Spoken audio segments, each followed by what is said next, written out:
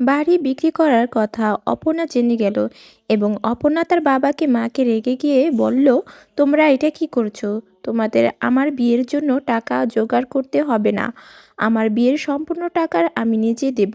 আমি এতদিন চাকরি করে যে টাকা পেয়েছি আর আমার এতদিনের জমানো যত টাকা আছে সব টাকা দিয়েই আমার বিয়ের বাকি কাজটুকু সম্পূর্ণ হবে। কোনো বাড়ি বিক্রি হবে না, কাউকে এই বাড়িতে দেব না।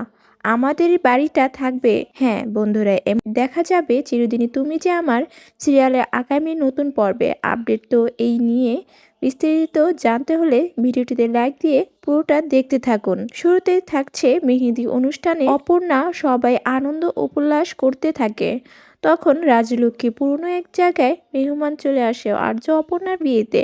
আর এসেই আর্যকে বলতে থাকে রাজনন্দিনীর প্রসঙ্গে কথা। তখন মানুষের সেই কথাগুলো জানতে পায়নি। তারপর রাজলক্ষ্মী কোনো মতেই ওই মহিলাকে সাইডে নিয়ে গিয়ে সবটা বুঝিয়ে বলে, যেন রাজলক্ষ্মীর ব্যাপারটা কোনো কিছুই না বলে এই বিয়েতে। আর অন্যদিকে দেখা যায় অপর্ণার বাড়িতে যায়। তাদের বাড়িতে সব অনুষ্ঠানের আয়োজন করা হয়।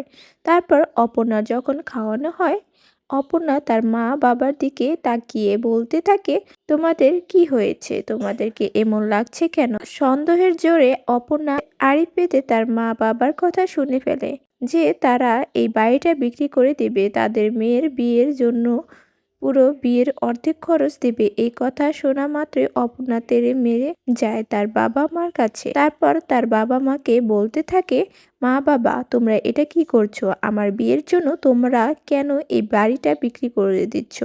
আমি তো এটা কোনোভাবেই হতে দেব না। আমার বিয়ের কোনো টাকা তোমাদের দিতে হবে না। তোমরা তোমাদের সামর্থ্য অনুযায়ী যতটুকু পারবে ততটুকুই দিবে, আর বাকি যতগুলো টাকা লাগবে সব টাকাই আমি দেব। আমার এতদিনে জমানোর সব টাকা, আর চাকরি করে আমার র্যাঙ্ক বেড়েছে, আমি বড় পোস্টে উঠেছি, তো আমার বেতন বেশি হয়েছে। তো আমি যে টাকাগুলো পাবো সেই টাকাগুলো দিয়েই আশা করি বিয়ের সমস্ত খরচ হয়ে যাবে। আমার বিয়ের টাকা পয়সা নিয়ে তোমরা কোনো টেনশন করবে না। তোমরা মন খুলে আনন্দ উল্লাস করো, আর এই বাড়ি বিক্রি করার কথা মাথায় কখনো চিন্তাই করবা না। যদি তোমরা এই বাড়িটা বিক্রির সিদ্ধান্ত নাও তাহলে কিন্তু আমি বিয়েটা করব না। তারপর তার বাবা মা অপর্ণার কথা রাজি হয়ে যায়। তার বাবা মার সামর্থ্য অনুযায়ী টাকা দেয়। আর অপর্ণার এতদিনের জমানো টাকা এবং চাকরি থেকে পাওয়া টাকা সবকিছু নিয়ে বিয়ের বাকি কাজগুলো করতে থাকে। তারপরে আর্য অপর্ণার বিয়ে ধুমধামভাবে সুন্দর মুহূর্তের পুরো বিয়েটা সম্পন্ন হয়। আর অপর্ণা বুঝতে পারে রাজনন্দিনী তার অতীত জন্মান্তরে নিয়েই রাজনন্দিনী হয়ে প্রতিশোধ নিতে এবং আর্যর সঙ্গে সংসার করতে। তো বন্ধুরা, এভাবেই যদি অপর্ণা সবটা সামনে নেয় তাহলে তোমাদের কাছে কেমন ভালো লাগবে তা কমেন্টে জানিয়ে দিও। আর আমার ছোট্ট চ্যানেলটি লাইক সাবস্ক্রাইব করে পাশে থেকো। সকলকে ধন্যবাদ।